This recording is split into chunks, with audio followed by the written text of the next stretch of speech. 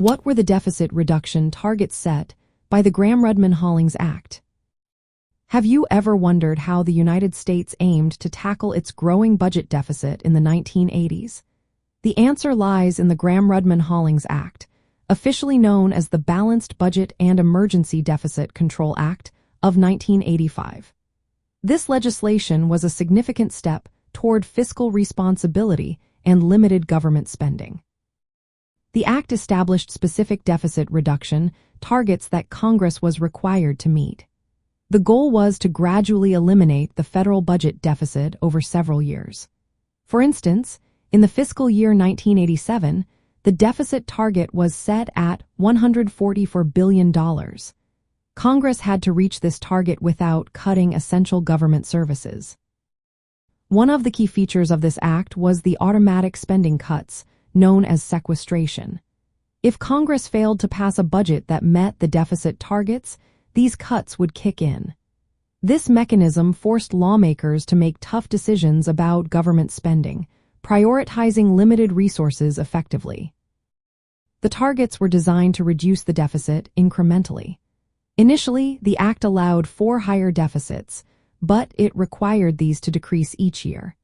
The ultimate aim was to achieve a balanced budget by the early 1990s.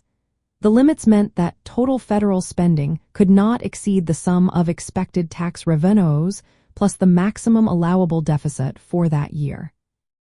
This created a rule where new spending programs had to be offset by either tax increases or cuts in other areas of the budget. Certain programs, like Medicare and community health centers, had limits on how much their spending could be reduced. For fiscal year 1986, these reductions were capped at 1%, increasing to 2% in subsequent years.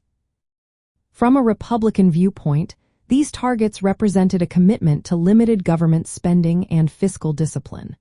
By enforcing strict deficit caps and automatic cuts, the act aimed to slow government growth and reduce reliance on borrowing. The practical effects of these targets were notable. After the act was passed, the federal deficit decreased in 3 of the 5 years that followed. As a percentage of the gross national product, the deficit steadily declined.